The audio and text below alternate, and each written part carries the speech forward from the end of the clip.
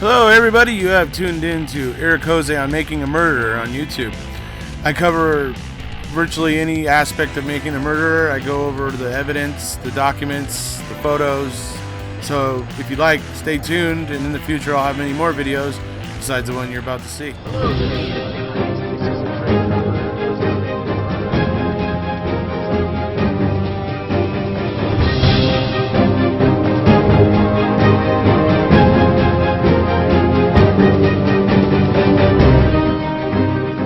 Hello there everybody, how are you doing today? We are here today talking about Eagle Nation cycles.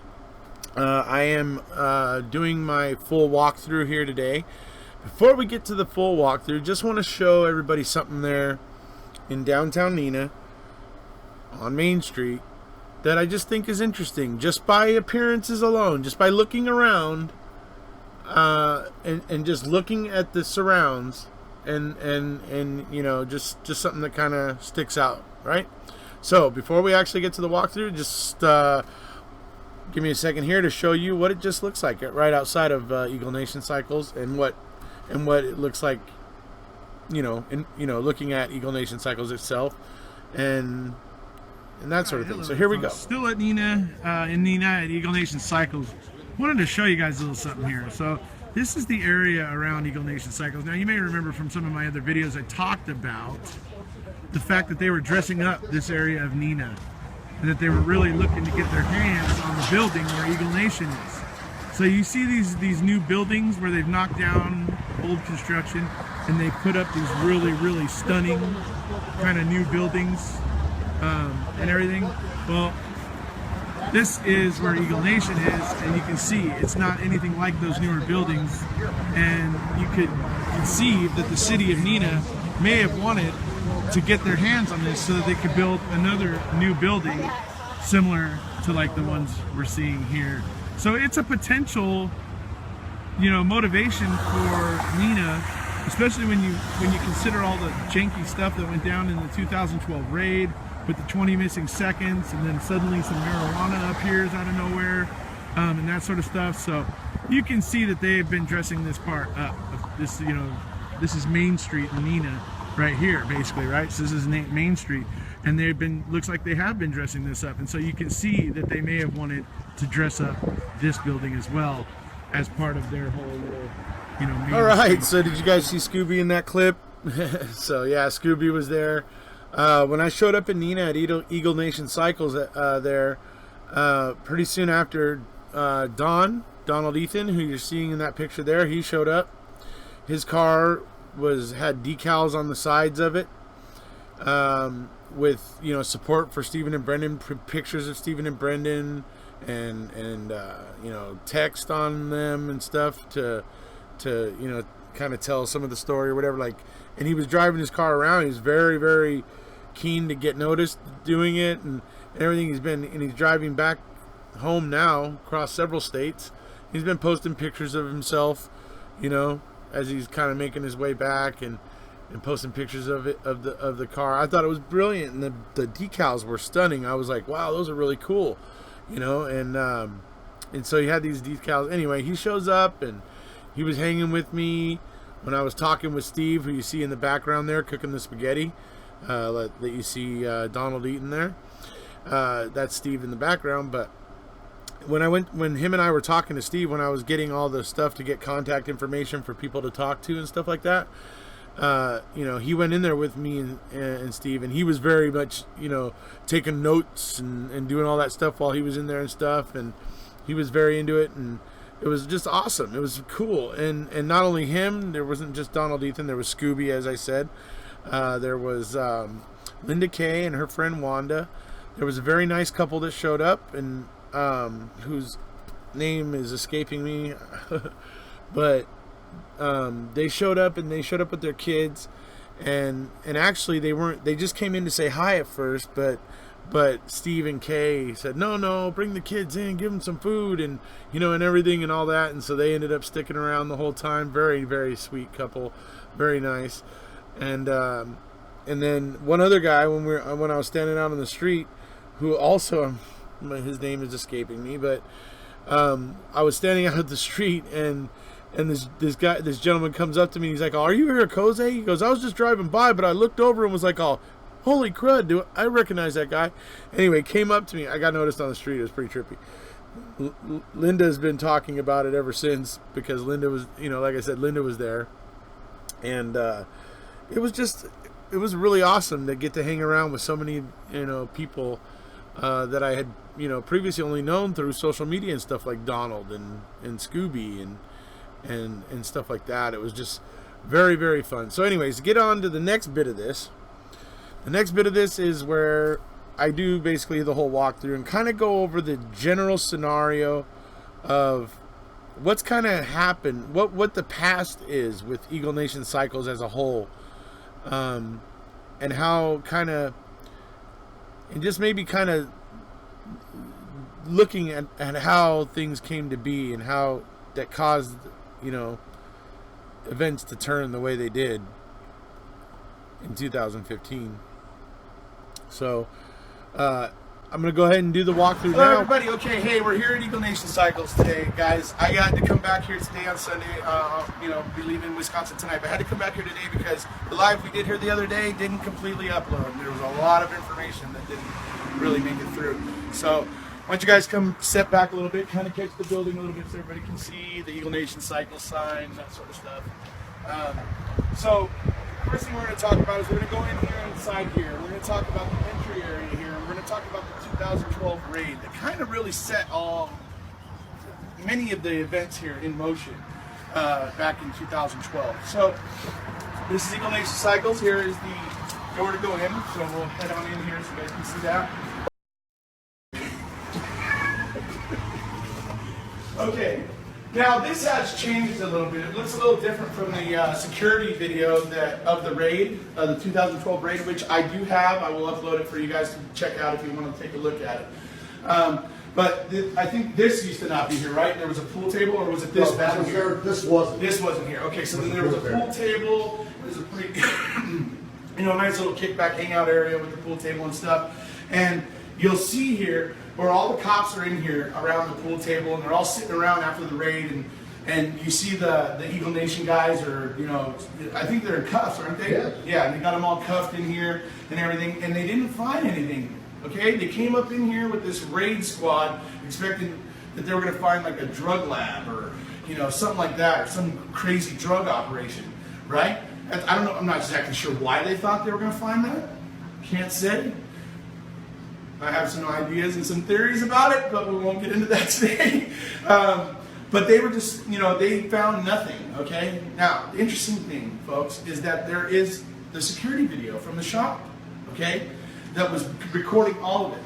Neenah Police Department took that footage, and they decided to cut out a 20-second clip in the middle of this video, this surveillance video.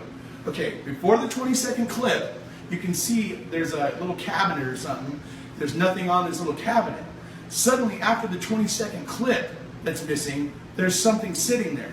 And Hopper's coming up and going, "Oh, hey, Chief, I found something." And it happened to be like literally a piece of weed, probably as big as the end of my pinky. A tiny, tiny, minuscule amount of marijuana. Wasn't enough for them to seize this shop and do, any of the things that they may have been hoping or planning to do. But it's just interesting that you have the missing 20 seconds and suddenly something that wasn't there is suddenly there, and Hopper's walking up going, "Oh, hey, Chief, check this out." So it's just a funny thing to consider and to keep in mind as we go through all the things that happened here at Eagle Nation. So we'll go ahead and move on back. So we're going to move back into the area where the bikes are, back where the hostage situation was happening here. It's a little dark, folks, right here, but don't worry.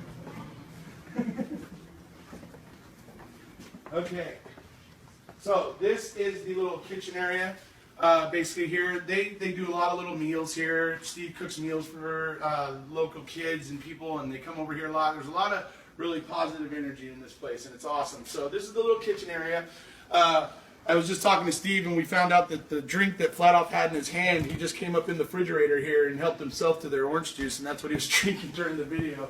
So anyways, so we got some interesting things to point out. Obviously, we got the water heater here. This was hit by the cops.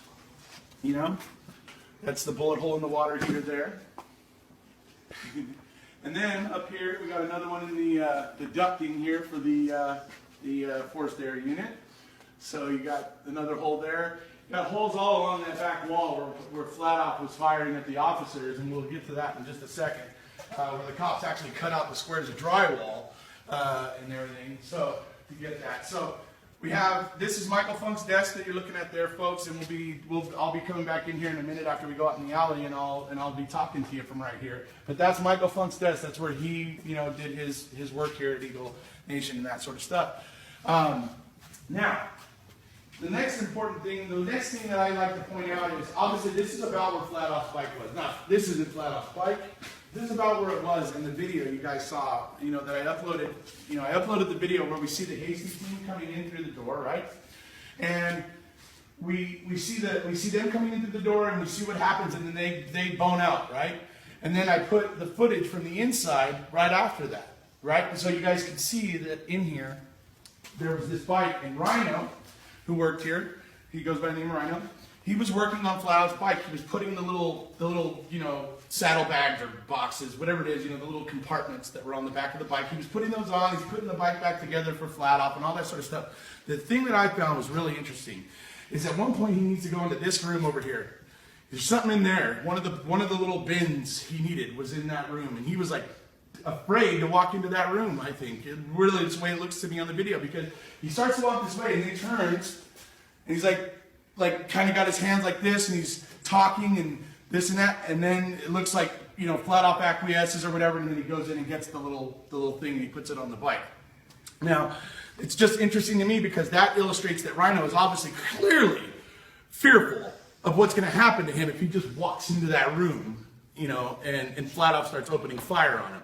So there was a definite atmosphere of fear going on in here. So, and the reason why that's important is because the cops, when they say that they came in here, they say everyone's a shooter. So they say everyone's a shooter, and I'm gonna point out to you a few reasons why that doesn't really wash, why that doesn't really make sense to me. So, all right, now we're gonna move back here. We'll go ahead and catch the mural of Michael Funk, because I don't think that made it into the library. They're a really, really great mural. That is a loving memory for Michael Funk. It's just awesome. It's a brilliant piece of artwork. And so I just wanted to show that off for everybody. That's, in loving memory of Michael Funk. He was really well loved, and he's very well missed. So it's a beautiful piece of artwork. So I just wanted to catch that. Now, obviously over here is where, the main stuff went down. So this is the door that the Hasty team came through. You guys, most of you have seen the video most likely. So they came in here, and this is where they came in, and two of the officers, this was open, right?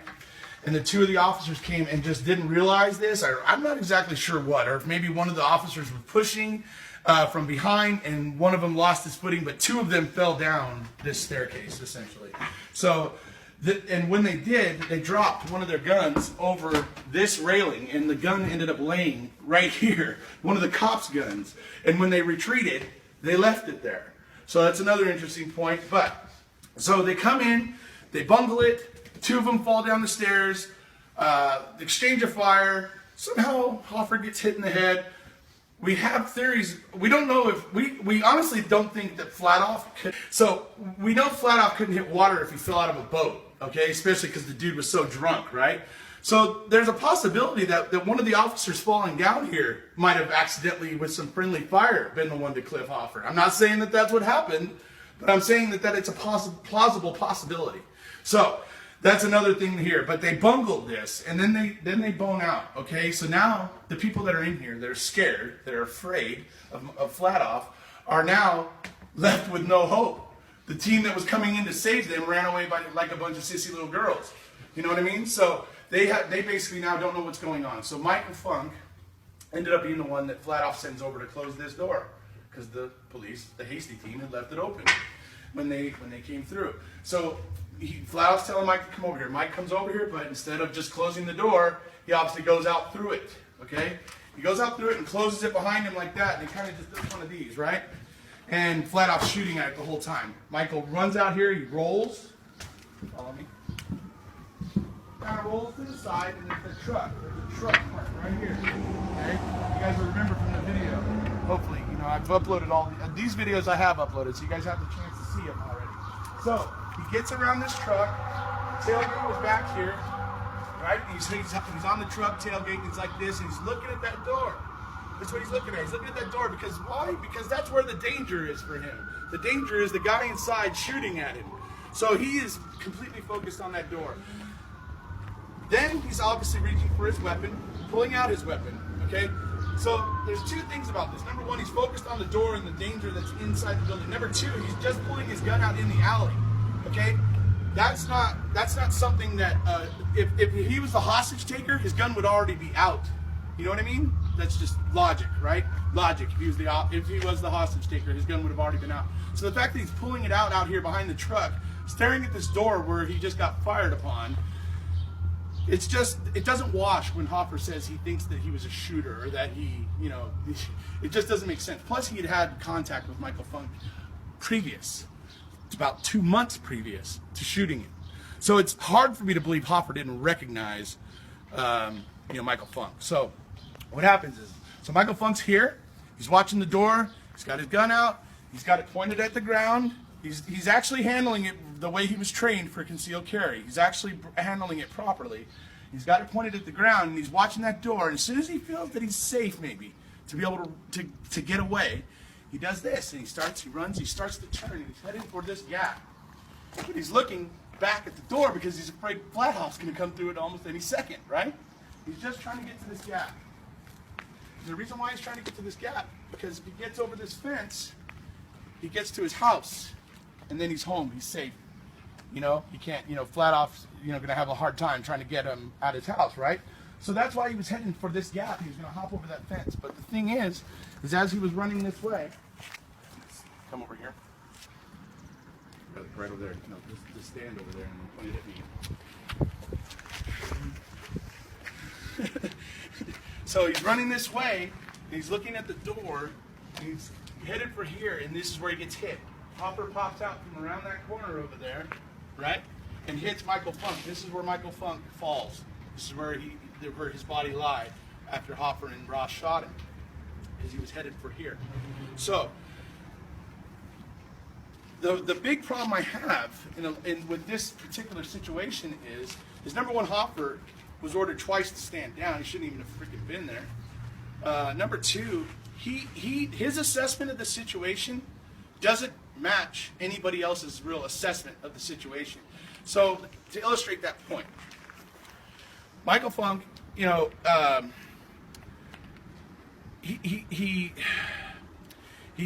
comes out here and he's obviously looking at that door. He's obviously, like all the things I've been saying right now, he's worried about the shooter inside. And we got Hoffer who's saying that he thought he was a danger. Now, when DCI, the investigators for DCI, took a look at this tape and everything, they saw exactly what I saw. They saw a man who was fearful of the jackass inside with a gun. Okay, they saw Michael Funk was looking at that door. They saw Michael Funk was worried about that door. They saw that he looked like a man who was worried about the guy inside with the gun. And even the DCI agents, upon looking at it, assessed it that way. So this is why I say Hoffer was compromised. This is why I say that Hoffer was compromised, because I truly believe he wanted to exact his pound of flesh after he'd been hit in the helmet. I truly do believe that, because he was mad, he was angry, his pride was hurt, whatever it was. He was not in his right mind. It's why he was ordered to stand down, and he should have, and he didn't. So to me, that means he's got a problem, and I think Wisconsin has a problem, because this guy, if he hadn't have been involved, if he'd have stood down when he was told, this probably wouldn't have happened this way, because the other officers seemed to believe that Michael was reacting to what was going on in the shop as well. And they also saw that Michael never ever saw Hoffer. They all kind of see that in the video. It's only Hoffer that has like this different idea of what was going on. So that's another problem. And plus, he just happens to be the one that got hit in the helmet. So there's always that problem. So this is actually, you guys, if you want to let's come over here for just a second. You guys remember the video where Hopper's laughing and about to ready to dance a jig after shooting Michael Fung because he's so proud of himself? This is where that all went down. This is where they were, you know, the police and everything went for that body cam video. This is where they're at. This is where they're talking. And this is where Hopper's like, oh yeah, shot that guy. You know, like all proud of himself, right? This is that spot. Now, all this stuff, this is all new buildings, folks. All these buildings are new. This used to be an industrial section, and it looked very much like what these buildings here, where Eagle Nation is, look like. But the city of Medina was buying up these properties and building these, you know, newer buildings and all that sort of stuff. So it stands to reason that they wanted to most likely get their hands on these buildings so that they could dress them up and finish their little plan for, you know, downtown Neenah, right? Well, that's one thing. Maybe they should have tried a different plan, but the way they chose to go about it here is not really good. But that 2012 raid with the 20 seconds missing, and then suddenly some marijuana appears mysteriously after the missing 20 seconds is just odd as shit. So those are some of the problems that we have with this case. So that's Steve, by the way. Everybody, say hi to Steve. He's the owner of Eagle Nation Cycles, Michael Fung's friend. So we're going to head in and go take a look at Michael Fung's desk now, and I'm going to talk to you guys a bit from there.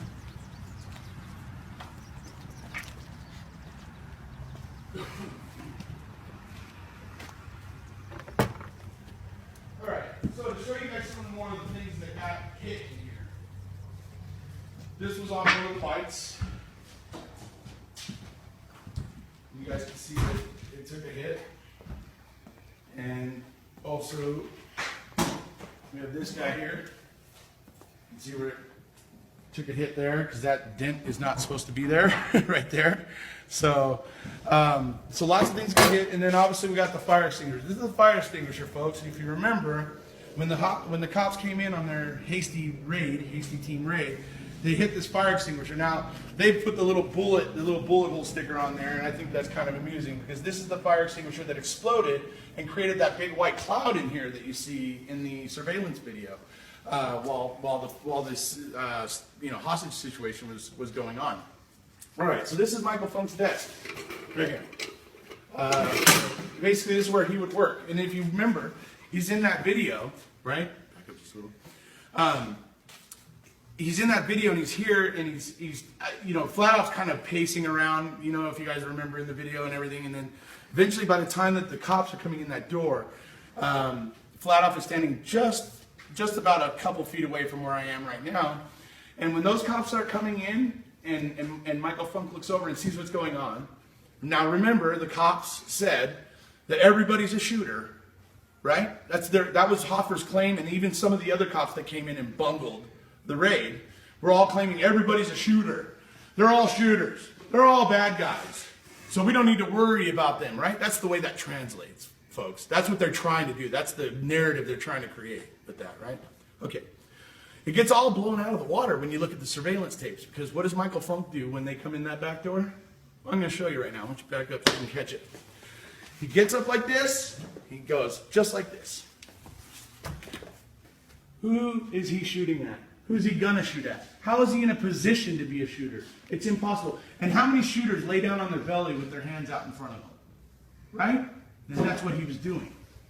So, and the other hostages were doing the same. I was talking, when I was here on Friday, the hostage, what was his name? Mike Peterson.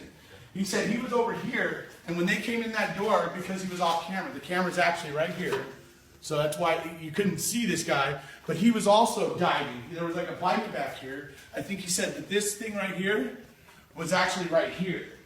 And so what he said he did is he dove down like right here, and he was getting behind that bike and getting down here. Okay, if people are diving down and hitting their belly, how are they an active shooter? How are they a threat? Right? So it's the continuous misassessment of what was happening here that I can obviously see in the video that it's not true. It's not happening. What they're saying is just bogus, right? So that's my first kind of beef with the situation. So there's the issue of Hoffer and the way that they're interpreting the way things were in here, and it's just bizarre, you know, because, and I hope most of you have seen it. If you haven't, go back and look. I've been doing a lot of Michael Fung and Eagle Nation videos lately. There's a lot of footage. You can see the inside footage over here of what happened inside. You can see the footage of what was happening outside. I've gotten pretty much most of it. So this is where Michael Funk worked. You know, it's obvious in these videos that there's only one shooter, and the claims of the police officers, for the most part, are just strange. And like I said, I'm gonna upload the 2012 raid so you guys can see where the missing 20 seconds is, and so you guys can just see how that all went down and how dishonest it was, or disingenuous, right?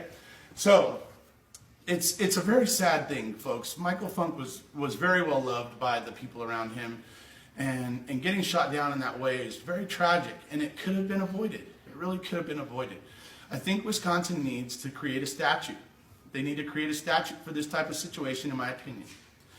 Now, those of you who know, on my channel, we have Travis Williamson, the attorney, down in Austin, Texas, and he said that when it down in Austin, Texas, when this type of situation happens with an officer where they get hit in the helmet or whatever, or hit, you know, a glancing blow off of a vest or whatever, but just getting hit in Austin, Texas, they are immediately supposed to stand down, and they're ordered to stand down. And if they do what Hoffer did, they lose their job. That's it. No $200. Do not pass go. You're done. Get out. We don't even want to listen to what you have to say, or, you know, to try for you to explain yourself. I think maybe Wisconsin needs to do a similar thing, because for me, I worry about more innocent bystanders in hostage situations here in Wisconsin that this could happen to because of an officer who was part of a very hastily put together team that went wrong and went badly. And because that officer got hit, he had a chip on his shoulder. He wanted to exact his pound of flesh. It's really what it looks like. Because, as I said, his assessments of the situation do not match other people's assessment of the situation. That's the most disturbing thing about Hoffer. And so I think that the people of Wisconsin might consider, I'm not saying to turn against your law enforcement. I'm not saying to do anything like that. What I'm saying is to put into place statutes or hopefully legislation that can help protect other hostages in the future here in Wisconsin, to help prevent what happened to Michael Funk. I mean, obviously there's not a lot of legal recourse for everybody here at Eagle Nation Cycles and what happened. Maybe, hopefully, something will come up one day, some kind of smoking gun kind of proof where they can really, really nail Nina and show that Nina was, and maybe I'll be able to help with that. I'm going to be looking into talking to some people. I've got a way to try and contact Flatoff to maybe get his opinion of some things. Ooh, that's the door. Uh-oh. So I'm going to hopefully be talking to, maybe write some letters to Flatoff and see if I get something back from him, see if he has anything interesting to say. I'm going to be talking to a lot of people that Steve has put me onto. He's given me numbers and contact information, and some are just names, and I'm going to have to look up and dig them up and figure out how to contact them. But if I can get a hold of some of these people, I might be able to find out some information that might be interesting. So maybe, possibly, the Wrecking Crew and I might turn up something helpful. But it'd be nice if we could bring some closure for everybody here at Eagle Nation Cycles, some kind of satisfaction for what happened. But ultimately, if we can't even get that, what I really want is for the state of Wisconsin, the people of Wisconsin, to work on getting the legislation, work on putting in place the statutes or something that will help prevent this type of miserable situation from happening again. Because it is absolutely a miserable situation, and it really shouldn't have happened. Steve was telling me today that the guy who Flatoff had sold the bike to that was here, that he was coming back to claim. Let me give you guys a little bit of that story, by the way.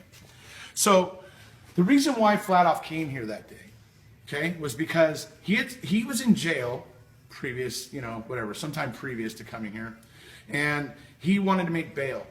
So he sold his bike, sold his motorcycle to a guy named Vance Dalton, and Vance Dalton bought it, but then he was like, this bike is in really rough shape. This bike is really kind of, haggard, right? So he brought it here to Eagle Nation so that they could work on it, dress it up, fix it, replace, some of the things that were whatever, the issues that it had and everything. And that's why it was here.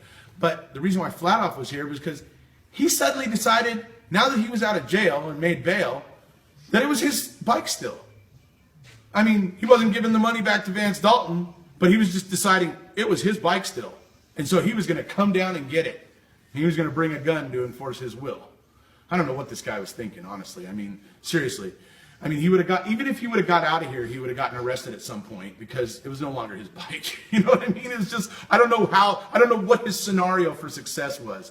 But then again, I think Flat Off was kind of off his rocker, seriously, just a serious drunk. I think the guy had might have even had he may have had chemical addiction problems. I wouldn't surprise me one bit if he did. He may even have a touch of mental illness. I think that's entirely possible with Flat Off because his decision-making day was horrible.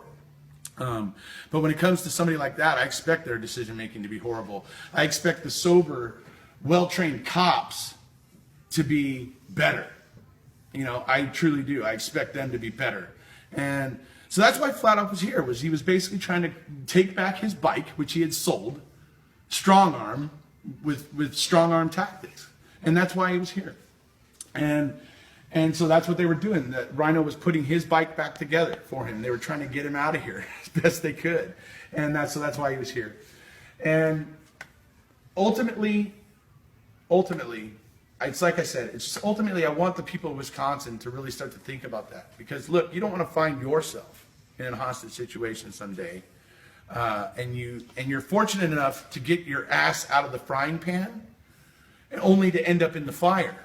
You know what I mean? And that's exactly what happened here. Michael Funk is running away from this, terrible, fearful situation that's in here, only to end up out back, still fearing for his life. As I said, even the DCI agents that looked at that tape afterward saw what I saw. They saw somebody who was reacting to what was happening inside of Eagle Nation Cycles, and that they didn't feel he even knew what was happening down at the corner of that building where Hopper was.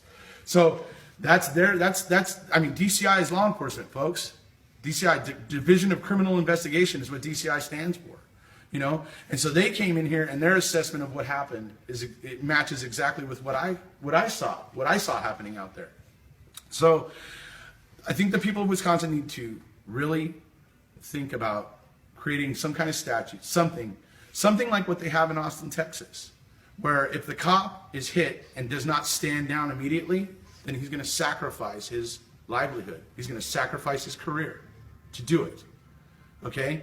That might just be able to pull these guys out of that adrenaline rush, and whatever it is, that whole, emotional frenzy that Hopper was probably in, because obviously, if somebody had hit me in the helmet with a bullet and I lived, I could imagine myself being pretty fucking pissed off. I could imagine myself being very angry, and I could imagine myself being in a position to make bad decisions. So it only seems prudent to remove those people from the situation once they've been hit. And I think that Wisconsin needs to consider getting something similar to like what they have in Austin, Texas, to help protect future hostage situations from having from encountering the tragedy that we encounter here.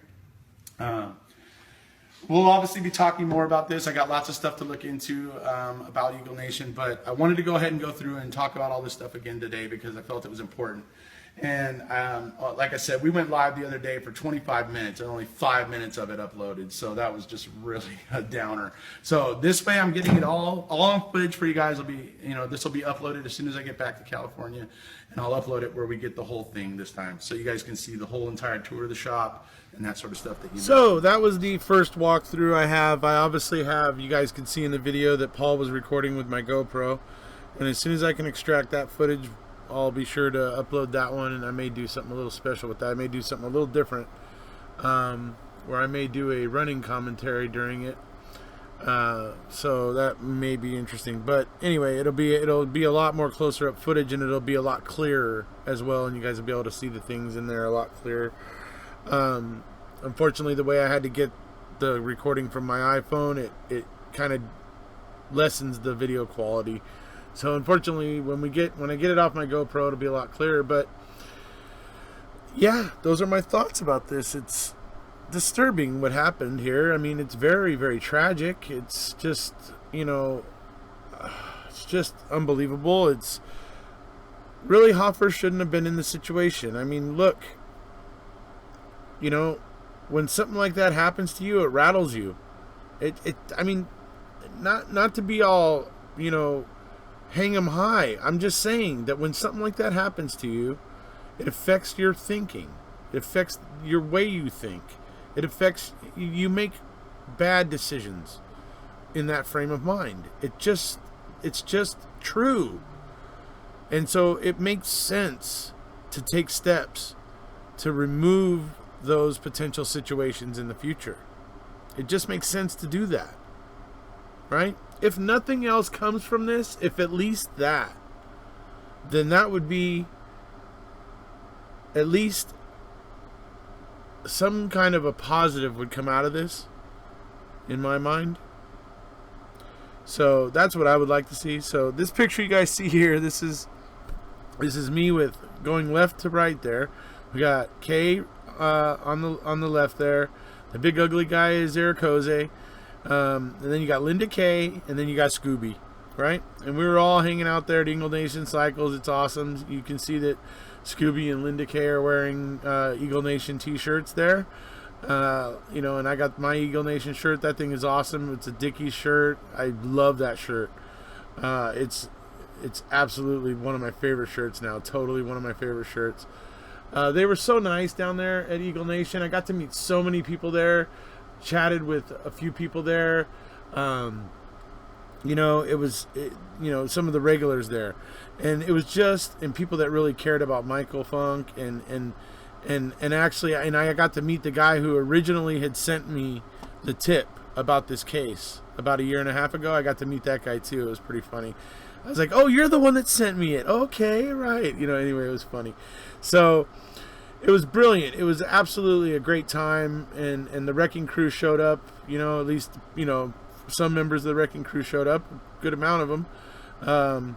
One guy who saw me on the street showed. He came in and hung out with us, and I mean, it was funny. It was great. It was awesome. I mean, it was just a whole lot of fun to meet everybody and everything. But at the same time, it was on a serious note to bring some serious attention to a really tragic matter, So, all right, well, that's about it for the Eagle Nation video here, folks. I hope you guys enjoyed it and found it informative, and look forward to the higher resolution version coming very soon. Anyways, if you haven't already, please hit subscribe, folks, and we'll see ya.